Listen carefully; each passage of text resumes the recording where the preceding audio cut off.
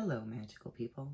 My name is Lou, and I would like to wish you a happy and healthy Samhain and Halloween. Today's reading is going to be something, and I'm not sure what, but I feel like I need to make a couple of disclaimers before I go any further. Trigger warning, there will be talk of suicide. If that is not something you are comfortable with, please respect your own boundaries on that and skip this video. There will be others in the future, I guarantee you. So as I said, today is Samhain, and that is typically a day of celebration. It's a time for celebrating with our community and our loved ones and gathering around to keep the bonfires burning bright and let that darkness be receded by the light of that fire. And as without, so within, it's a time for us to recognize our own abundance and to celebrate in the harvest of all of the energies that we've put out into the world. You know, it's time of year that typically is harvest, physically, you know, in the 3D world as well. So it's a time for sharing food and drink with those in our community and just letting our hearts be open to the celebration of community.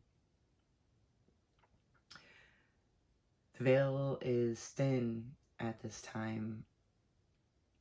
It's a time also of celebrating, recognizing, and honoring our ancestors, physical or metaphorical.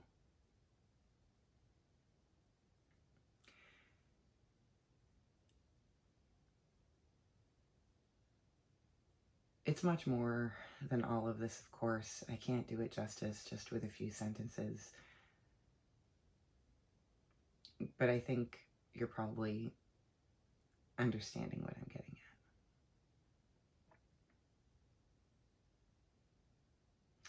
at. It's also, for me, personally, an anniversary of sorts. Today marks 2 years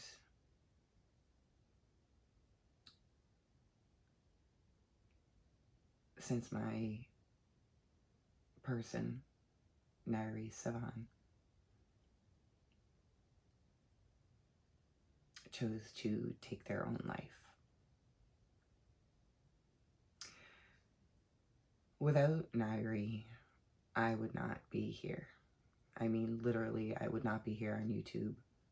I wouldn't be doing tarot or tarot readings. I probably would, I just can't even imagine what my life would be like had I not met them and gotten to know them and fallen for them.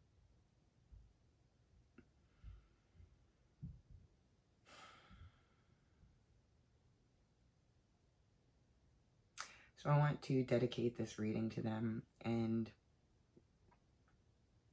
also invite them here along with the rest of my guides and team to help guide the messages in this reading, as I do in all readings.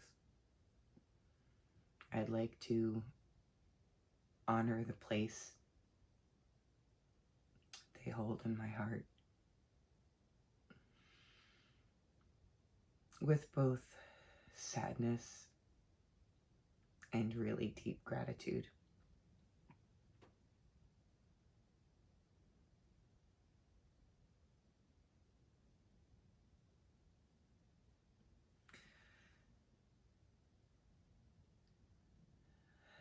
They were an extraordinary human being. Talented, brilliant, deeply intuitive. They were a shamanic practitioner, and they had big healing energy.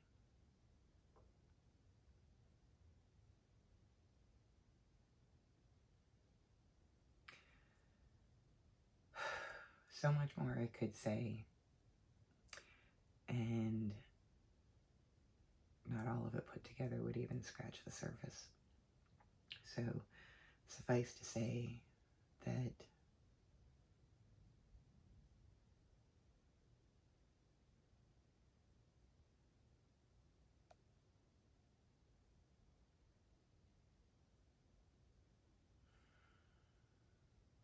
I invite their energy in, as well as the energy of all of my guides and team, to guide this reading to the best and highest good of myself and the collective,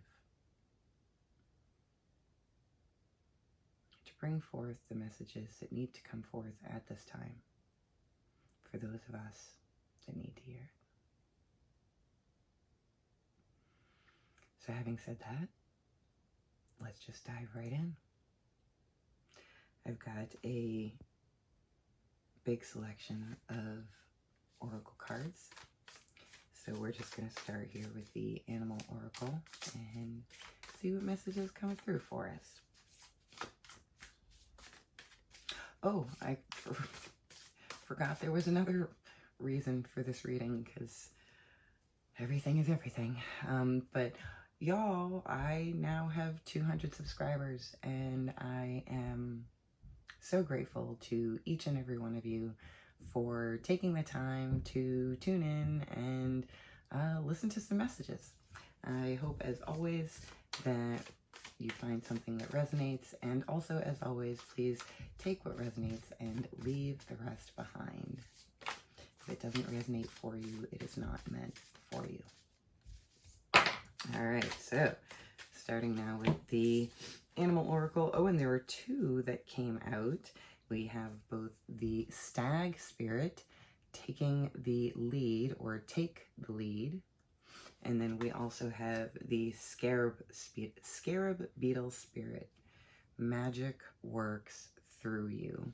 And I'm also feeling like for some of you that in order to really kind of turn up the magic that does come through, this is going to, Spirit's also, it's like an invitation and an ask kind of coming through all at once, because there's this feeling that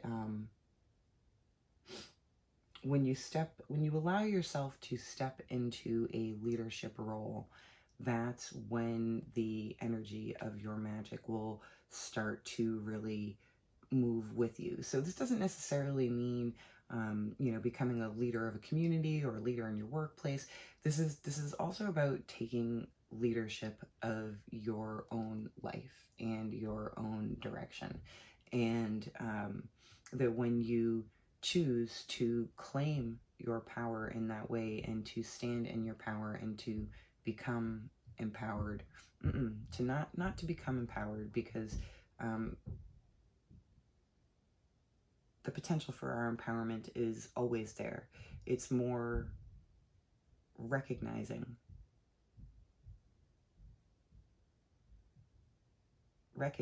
the empowerment, the energy of empowerment that is there for you to claim.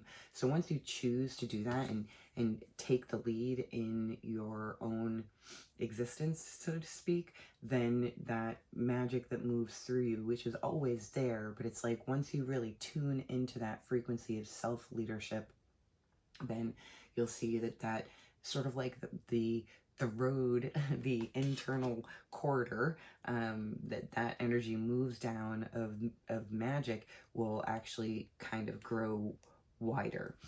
So, I feel like for some of you, this is going to be a challenging thing to do, that taking the lead, like making the choices, making a commitment, whatever it may be for you, that is going to be something that maybe feels a little bit scary and that feels a little bit challenging. And like, that's okay. And it's also okay if there's like, a little bit of a wobble here and there along your road to that path, that it's really more about continuing to also show up for that role. This like take the lead thing isn't a one-time thing that happens once and then you're done. It's kind of like a continuous challenge that we are being invited to lean into. Okay, so we also have for an oracle card the childhood card, innocence. And it's funny because, like, for me anyways, these two words are not synonymous. But I think the spirit of childhood. So this isn't necessarily talking about, your literal childhood, although it potentially could be, of course. But, there's this, your guides are wanting you to remember that innocent part of you is still there, that pure, innocent child energy is still within you. And I'm totally like also getting the message of like they burn so bright. There's this like really strong, like I can just literally hear it in my ear of just your guides wanting you to recognize how beautiful that part of yourself is, and how much that part wants to be acknowledged and longs to be acknowledged, and that if you have any messaging about any part of your child self not being pure, not being perfect, not being innocent, then that's not real. That's not true. That's not true. I also just happened to, as I was putting it down here, notice that the bottom of the card of the deck was tree and grounding. And so I do feel that for some of you there's a real need for grounding. I need to look a little closer at this. Yeah, there's a couple of bears in here, and bears are obviously like, they're such earthy, like such an excellent representation of that earth energy. So there's definitely this feeling of like wanting to double check and maybe do some grounding exercises, particularly if anything that I've already said that is about, the childhood aspect of yourself, or taking the lead of your own life, or recognizing your own magic and being able to channel it more completely. If any of that is making you feel any certain way, then that might also be an indication that it wouldn't be a bad idea to do some grounding. So now we're going to pull, actually, we're going to pull,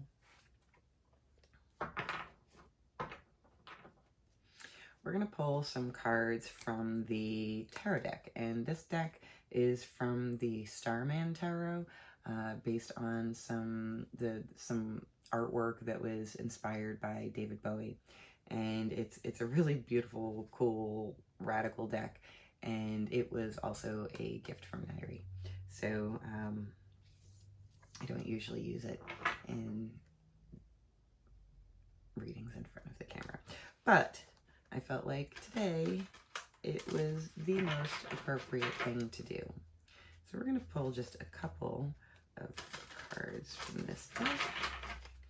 And we have here the Prince of Pentacles, just putting in the effort. And again, look at that with the tree roots, or with the trees there, this feeling of being grounded and being methodical in your approach. And yeah, like there's this feeling of like there's a deliberateness to this energy. So, another message that's kind of coming through here, or that's coming through here, I don't know why I keep saying kind of coming through here, is that, just this like being encouraged to just keep continuing to put one foot after the other, even when it feels really difficult, even when it feels like things that you are trying to put your sight on are not showing up in your physical reality as quickly as you would like for them to. that's okay. It doesn't mean those things aren't coming for you and coming to you. Just that there's some more energy between you and that thing that still needs to be worked through. And that, you know, you'll get there when you'll get there. And if it's meant for you, there's nothing you can do to stop it, really. We also have here the 10 of Pentacles. Pardon me. On top of everything else, I've been sick as a dog for the last week. And it's been, I think it's the first time I've had the flu in a good number of years. And it's the first time I've been sick at all since before the pandemic. So let's just say I haven't missed it. So yes, the 10 of Pentacles. The 10 of Pentacles, you know, this is the energy of having abundance in all of our physical realm. So this is a home that is well appointed to us and containing things that we value. This is you know, having financial resources to accomplish the things that we want to accomplish. And there's this, this is also the only card in the deck that indicates the Tree of Life, which is, you know, it's like the earthiest part of the 10s, and the 10s are all about a cycle ending. So this is the physical manifestation of all of the things that one might be likely to consider a good life, right? You know, there's having people to share our home and our life with that feel good and nourishing to us. And again, the financial resources or other resources, just having all of our material resource needs met in abundance is the energy of the 10 of Pentacles. And, you know, again, there's this feeling of like with the Prince of Pentacles here, it's like you are moving towards this. You are moving towards this. Even when it doesn't feel like it, you are still moving towards it. I keep hearing banging upstairs, and I'm thinking that it's trick-or-treaters because I left a big pile of candy on the porch because, like I said, I've been sick. I don't want to open the door and risk getting any germs on anybody. So I just left a big pile of candy out front, and I'm thinking it's going to be gone by the time I get up there for sure. Let's see, we also have here the Sacred Crown, which this is the Fool card. And so, you know, it's interesting because like I said, we have the 10 of Pentacles, which is the end of a cycle, but then we also have the beginning of a cycle. So it does feel like, you know, there are things that are coming towards you. There are big things that are coming towards you, very transformative opportunities. And, you know, it's like, look at this guy here. So, you know, those are sort of bear traps on the ground around him, and he's sort of standing there blithely without any shoes on, but like also, you know, he's got this massive ball of fire behind him, and all of that Aries energy, all of that driving forth energy of moving forward out into the world and this new iteration of yourself and a new adventure. It's got a feeling of like cuspness to it, you know, being on the cusp of things. And then we also have the Judgment card and the 7 of Cups. And, you know, okay, so interesting just looking at the two pictures here, because we have the 7 of Cups where, you know, there's not a whole lot of clarity for the protagonist in this picture, but there's a lot of possibility. But, you know, as you can see, his eyes are shaded. But what's interesting is just the way the images on these two things look, because there's a lot of similarity in color scheme here. But with the Judgment card, there's a massive outpouring of energy. And with the 7 of Cups, it feels very much like receptive energy, right? So, you know, this is kind of This is kind of interesting here because there is a certain kind of dichotomy. But you know, one of the primary messages that's coming through is that you do have options available to you with regards to the way you answer the call. You know, the Judgment card is, you know, it's like that, the call from spirit, so to speak, or, you know, your instincts or your drive, you know, whatever language you want to use. It's very much about being able to hear the call and answer the call and live in alignment with the self. And there are many ways that it's like you're being encouraged to explore the options of the best way that you can answer the call of your own soul. It's like you're kind of, okay, so let's recap so far. So we have the Prince of Pentacles. So you're moving slowly towards this Ten of Pentacles energy. You're moving not only just slowly, but also methodically. It's not just slowly with no purpose. It's slowly because there is purpose in the way it's happening. And so you're moving towards this Ten of Pentacles and this Fool energy. And this new adventure is going to bring, you know, this new leap of faith that you're about to take is going to also bring about an abundance of opportunities, an abundance of different options. Okay, I'm getting it now. So it's like taking this new leap of faith is going to provide additional clarity with the way that you imagine how you move forward in your purposeful way, in your purpose-driven way. You know, it's curious what anyone will have to say about this reading. It feels very much like this is resonating for me, and I hope it's resonating for some of you guys as well. But it does certainly seem to be the case. It's like every time you take another courageous step forward towards those things that light you up, towards those things that make you feel abundant in this world, every time you take that additional small step of courage, that taking the lead of your own life and allowing that magic to speak through you, that does empower that internal child within you. And with that internal child, once they really feel the love that you have for them and understand that they are safe and that now you're an adult and, you know, they no longer need to worry about all of the things that little kids shouldn't have to worry about, then what that does is that allows that inner child energy to really sort of expand, and you get to have a lot more ideas about the way that you want to show up in the world and about the way that you want to materialize your purpose in this world and the way that you want that energy to show up. And that kind of all circles back around, back to that Ten of Pentacles energy of once you have more clarity, then you know what steps to continue making, and that brings you that much closer to that Ten of Pentacles energy. And then it's another opportunity to have another Fool moment where you can again take another step forward. So it's like there's this very cyclical energy coming out. We also have, as an oracle card coming out now, we have the card of Space.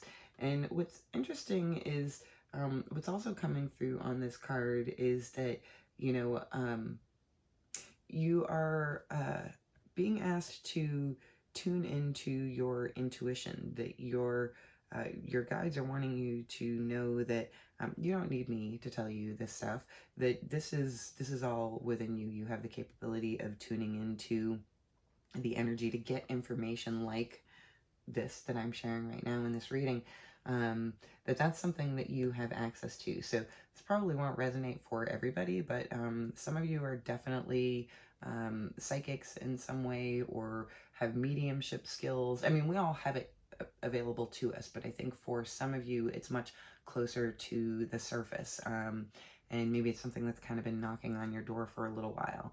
But anyhow, back to the other meaning of space, which is, you know, recognizing that you get to own your space, and that you get to own, you know, your life and your dreams. What's also interesting is that, and this came through kind of recently in a meditation that I was doing too, there's this feeling of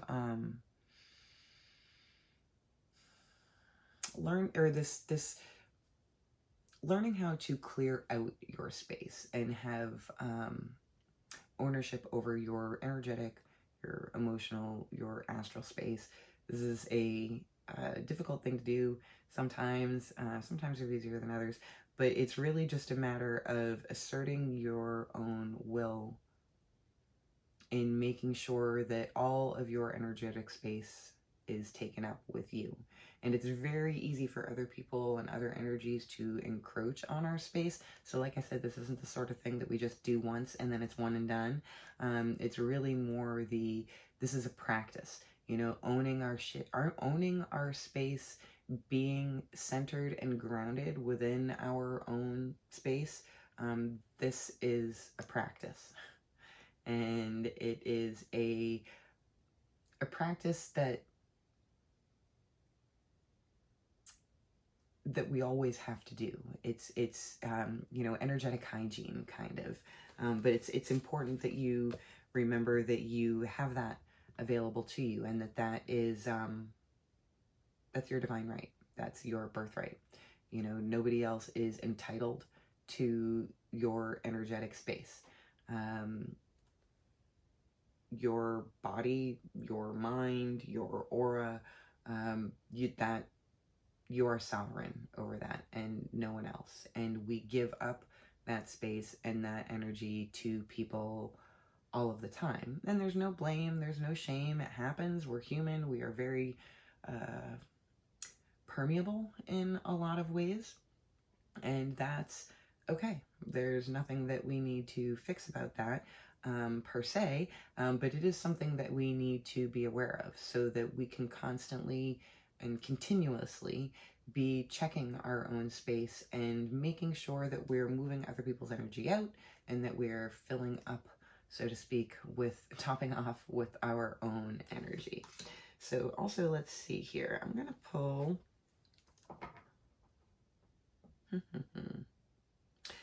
Yes, I'm going to pull an oracle card. This is called the Everyday Witch Oracle, because it wouldn't be Halloween without at least a couple of witchy decks, now would it? And the card that we have here is a meditation for creativity. I love that. And I feel like there's also a lot of wands energy coming off here, right? I mean, he's literally using a wand to paint fire. So there's that feeling of like, there's a lot of creative energy just like oozing out of this guy, but not just, oh, and you know what, that's not a wand, that's a paintbrush, but it might as well be a wand. But it's not just that there's creative energy that is that this person has available to them, it's that it is being channeled with intention, and that he is directing his will towards creating a thing mindfully. I also feel like for some of you, there's going to be a message here about just having fun with some creativity. Pardon me.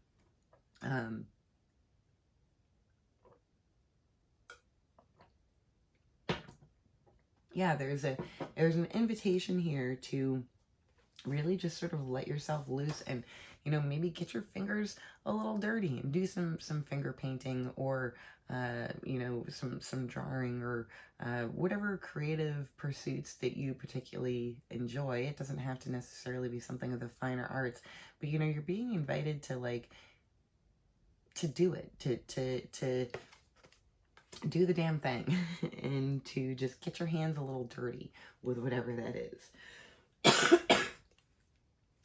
Again, my apologies. I know it's gross that I keep coughing on camera, but it is what it is. Okay, so I have two more oracle decks that I would like to choose from. But before that, I'm going to also pull, I wanted to pull some cards from another tarot deck. So what do I want to look at here?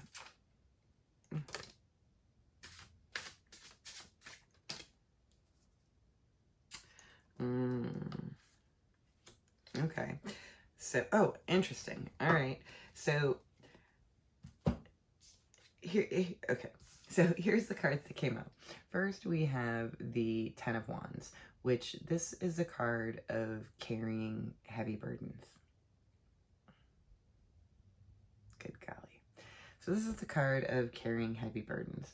But we also have the Six of Cups, which the Six of Cups is both a looking back and recognizing the good things that have come to us in the past. Again, maybe for some of you, this is going to go back to childhood. For others of you, this isn't necessarily about childhood specifically, but about other, historical parts of our life that we're being invited to reconnect with. And it's about, kind of bringing that energy forward and carrying or recognizing that how much of our past, why can't I figure this out? How much of our past we carry with us all of the time. And that sometimes that can indeed be a very heavy burden. But learning how to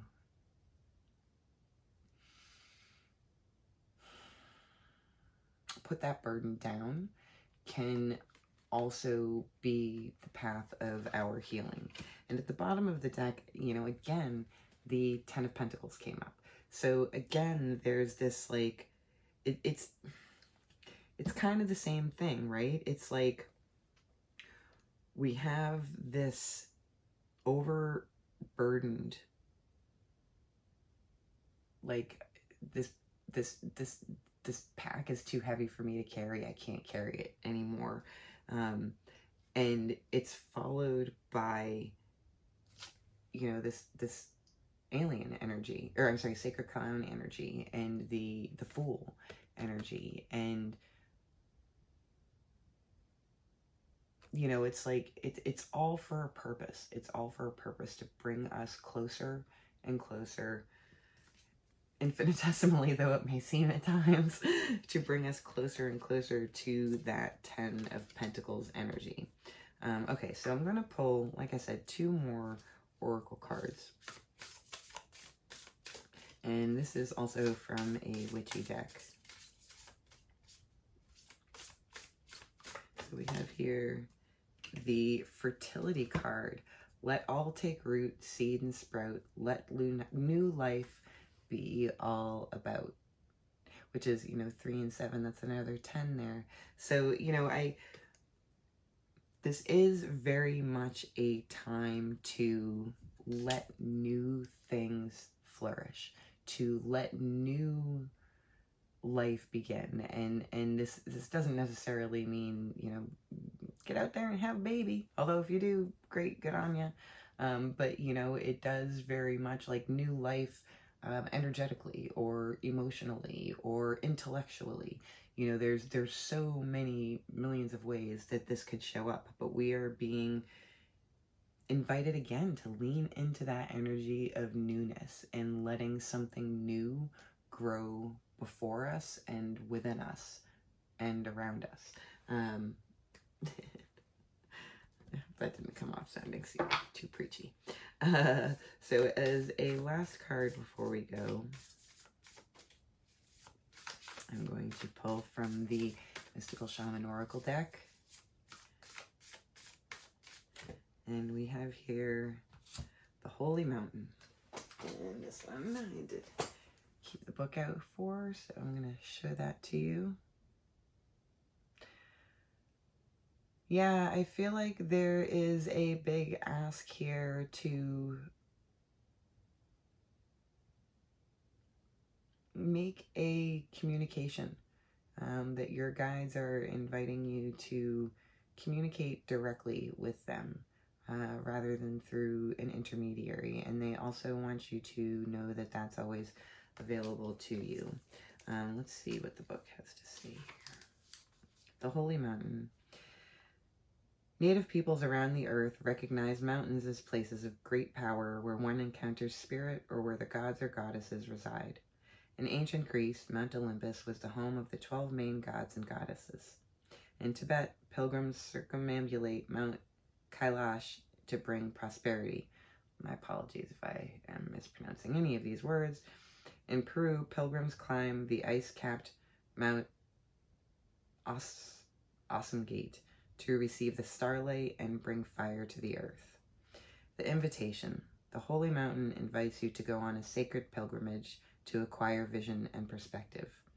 First, you must accept the present situation as an opportunity to discover higher understanding. Find a sacred altar where others who came before you have prayed and found wisdom, and make your offering there. Make a commitment to walk with courage, love, and compassion until you see the clarity, the perfection of all. Sorry, that was one of the cats coming in to say hi. That is really beautiful, and again, I really,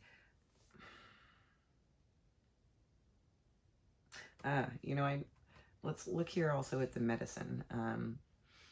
The medicine for this card. When the holy mountain shows up, it's time to be active. Do not let your doubts deter you and keep you bound. This is a time to leap over challenges and to remember that from the top of the mountain, there are no obstacles, only beauty and an unobstructed view of the entire earth. And there's no need to go shopping for the right hiking boots or camping equipment to climb the holy mountain. You already have all the gear you need. Overcome any lethargy, indolence, and laziness, as these are the real obstacles. Yeah, and I also, I'd like to double down on that self-doubt aspect of it. That if you already know, kind of going back to this judgment card, if you already feel like you have gained some clarity over the options available to you in terms of claiming your purpose and stepping into your purpose, then you're just being invited to remember that that's just a perception of the ego, and that's not the perception of the higher self. The higher self isn't going to guide you wrong. And so if you already know your purpose, and you already are leaning into different ways that you can bring that about you in the world and bring that energy into the world, then you're just being encouraged to keep doing it, to keep showing up. That like there will be setbacks and there will be challenges, but if you can remember that sort of internal mountaintop that you have where you can get perspective and that you can be that much closer to your spirit self, rather than kind of like in the valley of self-doubt where we spend most of our time as humans, or in the valley of confusion. But if you can rise out of that and see the bigger picture, yeah, that's just, you're being encouraged to do that, and you're being encouraged to foster that energy of having the greater perspective. And that doesn't mean that there aren't going to be times where you get stuck in the valley. Like, I've been stuck in the valley real hard today, not gonna lie. It's been a really, really, really hard day for me, and I mean, hard day, hard week. It's a lot, and like that's okay. That's okay. When you have moments that drag you off the top of the mountain and that make you feel like you aren't in touch with spirit in that way, or in touch with your higher self in that way, that like that's okay. That's gonna be just part of the challenge of being a human being, and that the question and the invitation, I guess, rather, is to just keep showing up and keep remembering that if you've pulled yourself out of the valley once, then you can pull yourself out of the valley again. I hope you found this helpful. I hope you found it interesting and entertaining. And again, thank you all so much for supporting my channel. Please don't forget to be kind and gentle with yourself. Goddess knows we could all use a little bit more love, kindness, and compassion for ourselves as well as for others. Be well, and blessed be.